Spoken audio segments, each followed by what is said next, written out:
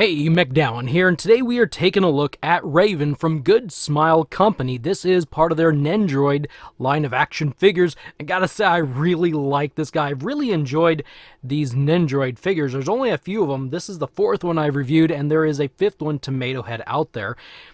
These are just fun little figures. So let's jump in and take a lot closer look at this action figure. Here's the figure and his accessories. As you can see, there's actually not a lot here. There is a figure stand, there's the little bar that attaches to his back, a replaceable neck joint if the one on the figure breaks, a back bling, a weapon, and a harvesting tool. Finally, we get 5 replaceable hands. Now, this one here is designed to hold the weapon. This little part of the weapon goes right into that hole there. These 2 hands over here are designed to hold the harvesting tool. There's a way you can put them in there so it doesn't fall out as easy. You've got 2 hands that have the pointer finger kind of pointed out. I'm not really sure if they can or can't hold. I haven't tried it out, but it may be so he can point. And the hands that come on the figure are open palm. They can't hold anything. Then finally back here there is the instruction booklet for how Nendoroids work, and it's in several different languages. So now let's jump in and take a more closer specific look at this action figure. So here we have Raven, and these are really cool little figures. I've really enjoyed them. Give you a quick size and height comparison if we can get him to stand. He's a little bit more difficult to stand. There is a Jazwares 4-inch height Raven, so you can see he is just a little bit shorter than that figure. But the detail is so cool. I apologize that parts of this is not very bright. These dark figures tend to be a little bit more difficult to light for camera, but the detail on here is really cool. On his back, he's got a spot for the back bling right there, and there's a hole here where the figure stand attaches. Something that's different with these ones than the other Nendoroids is he has a ball joint back here for his coat, and it can flip up like that. It can rotate around, so you could create some sort of, like, maybe he's falling down, like he's jumped out of the bus, to where the wind is pushing up his coat. That is just really cool.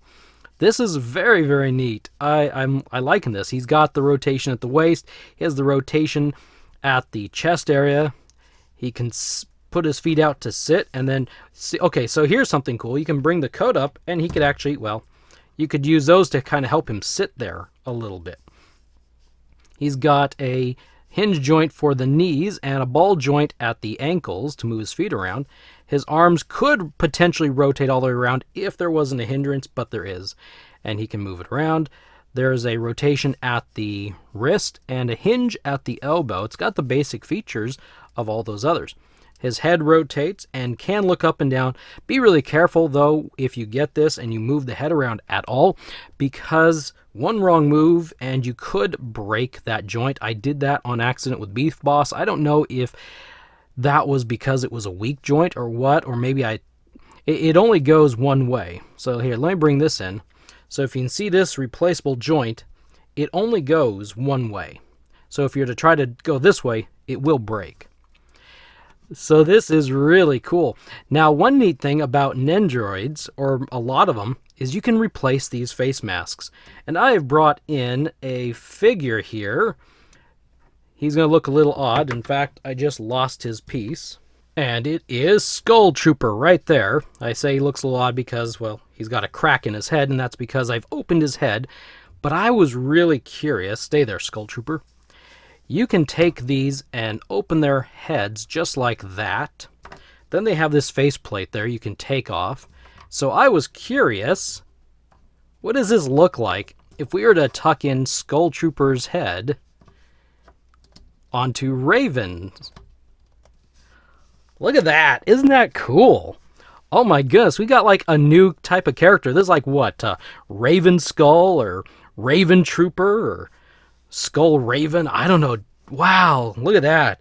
Doesn't that look cool? That's like a new Fortnite character. Hey, Epic, here you go. This is what you need to do. You need to add like a Skull Trooper head or a skull face to the Raven skin. I like this a lot. I wonder how well does it work going back? Because this one slid in pretty easy. This one's actually a little bit tight. and it doesn't quite fit in all the way. It does look interesting. It'd probably look a whole lot better if this was like a purple glow skull trooper. But it's pretty tight. This is a pretty this skull trooper face is kind of sunk in here a little bit. This is more rounded. So skull trooper fits into Raven's head a whole lot better than Raven fits into skull trooper's head. There we go. We'll just set him off to the side. Wow, I think this looks really neat. This is really fun. This is another level of reason why I like these. And actually, before I put his head back together, I'll show you here how it hooks together. You can slide the head out, and this is the neck or the head portion, and how these figures work. I don't know if I mentioned, I can't remember if I mentioned how much I got. I got this figure off of Amazon. It was about $40. I don't pay a lot. These things can pop out at $70 or $80 when they're brand new. And so I kind of sit and wait. This figure's actually been out for a while, and I don't really want to pay $80 or $70 for these figures. So I wait till I think they're at about as reasonably low as I can wait to get them before they drop back up. So this figure was $39.99 off of Amazon, and it is a legit, it is an authentic one. There is a small problem out there with people making fake Nendoroids. And look at that. Look how big his head is out the back. Like, he's just going to fall like right over if you don't balance him quite right. Man, look at that. Crazy. Let's check out his weapon hand. So we'll gear him up just a little bit. We'll take this hand off, put the hand that's got the hole there. And it only is a right hand. You can't put his gun, as far as I know, in a left hand. There is no hand that specifically looks like this. So there you go. He got his gun in his hand. That'll help with the weight distribution, right? A little bit. Maybe he'll fall forward now instead of backwards. Let's see. We're going to grab this hand. This is a C hand, a kind of a C cup hand right there. We'll swap out this hand. Put it there. Grab that harvesting tool. And tuck it in here. There's a little bit of a notch here. Right there. A little kind of a... And that's about where I've been able to figure out that this goes. Kind of like that. Man, look at that harvesting tool. This is like bigger than he is. That is huge, that harvesting tool. That's funny. Don't mess with Raven and a large harvesting tool.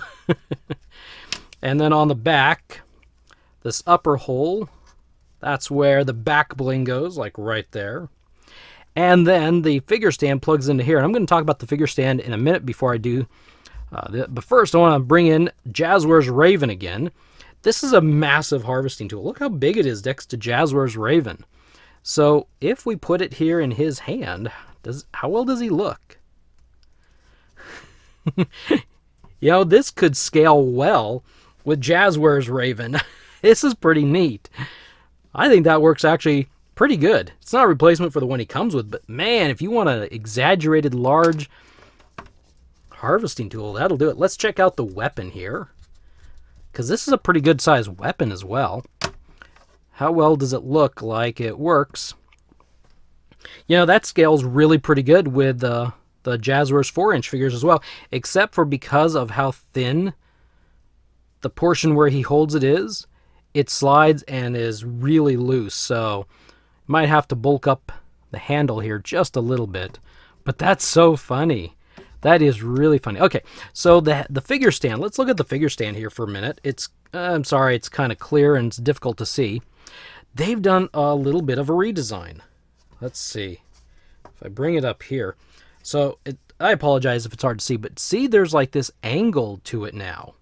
So I'm going to bring out this one that was from Skull Trooper and put it right here. And so you can see here, this one is like straight out, whereas this one has an angle at it. So they've redesigned the figure, at least the adapter. This is actually an adapter that fits on here. A double adapter, apparently. Interesting. Wait a minute, what? Is this an extra adapter? Oh, look at that. It's the same one. But they just put like an extra adapter on here. Okay. So this will fit right there into his back, or at least it should. It's a little difficult just because when the back bling is there, it fits so much better when the back bling isn't there. But yeah, you can do something like that and get him to stand really easy. The cool thing about these are you can get them into some sort of like a flying pose. Now, Skull Trooper came with a drift board, so you could do something like this. Why would you want to? I don't know. But you could do something like that. You could have him standing like that. And let's see. Let's put his back bling back on here. We'll tuck this in here. Maybe like off to the side. Maybe that's what it is. So like you can have him stand like sideways from there because the back bling is in the way. Maybe that's how that's supposed to work. I don't know. You know, if you get it, it's however you want to display it and show it off. That's pretty neat, though. Oh, the instructions. So, what are the instructions for? Well, I can't read that, so let's flip this open. This is in at least a couple languages here. We'll flip it open to the English side. So it talks about Raven, and it talks about everything that you get. So I got everything. Here's the figure stand, and how to place certain pieces here. And then finally, how to put the...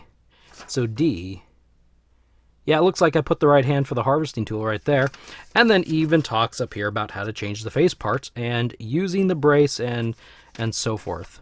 And then the other side is exactly the same, just in a different language than I can read. So I don't think there's a whole lot more to talk about with this figure. This is just really cool. I'm really loving these little figures. I don't know why. I like the Jazwares 4-inch figures quite a bit. And I'm a 4-inch figure fan. Like those size of figures, the G.I. Joe O-Ring, G.I. Joe Modern, and G.I. Joe Retro and all that. I'm a huge fan. I even really like the Halo 3.75 to 4-inch, 5-inch, whatever they kind of are. They're all scale all over the place. But I really do like these. There's a bit of fun to this. Dare I say whimsical? I don't know. There's some sort of a funness to these little Nendoroid action figures, and if I could, I would probably buy more of these things, but they're kind of expensive. I saw a 1989 representation of Batman and the Joker from the 1989 movie. I saw them release those with a little Batmobile, and I was like, oh, those are so cool that, you know, maybe I want those, but man, those suckers are expensive. So maybe if they get to be cheap one day. But I really do. These are fun little figures. Let's pop Skull Trooper back together. Over here, off camera, off to the side. Back in hit to his... Well, maybe I messed things up now. It doesn't really want to go back together. But anyway, really enjoy these figures. I know they're a little bit expensive. They're a little bit out of some people's price range. But if you watch for a sale, watch for eBay, you might find, if you like them well enough, you might find them for a decent price. Oh, so cool. Let's see. I can't get the others up. My other ones are pulled apart. I should have...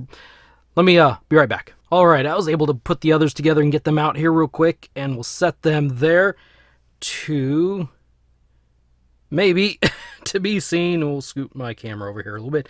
This is all the collection so far, and they've actually put out one other figure. It is a Tomato Head, and I don't have him yet. He is still in the $70 to $80 range, but as soon as he drops as close to 40, I think that's the reason why as soon as he gets to 40 or even lower, if he gets to 30, I might even pull the trigger at around 50. I think I bought one of these at 50. Maybe it was Cuddle Team Leader. But I will be getting him. And I don't know if they're making any more Fortnite Nendoroids. Maybe they're not selling or something. But I haven't seen any more solicited unless they're just trying to catch up on their orders and catch up before they branch out. But I kind of hope they make at least a few more. A few more would be nice. There's no way in this world I would buy like 100 of these Fortnite things because they are expensive. But anyway, I really do like these. I think they are really cute. I think they're really cool. And I think when you get them on their little stand so they don't fall over, they would make a great little display. Just a small little battle right there on your shelf as they're drift boarding and shooting and umbrellaing. The accessories with this thing, I may have to do like an overview video whenever I'm able to secure Tomato Head. But anyway, that's what I got for you today. If you liked this video, if it found it interesting and helpful, drop me a like, please. And if you haven't subscribed already, do so, and you'll be notified of more types of review and other various videos. Appreciate you stopping by. Thank you so much. I will see you in the next video.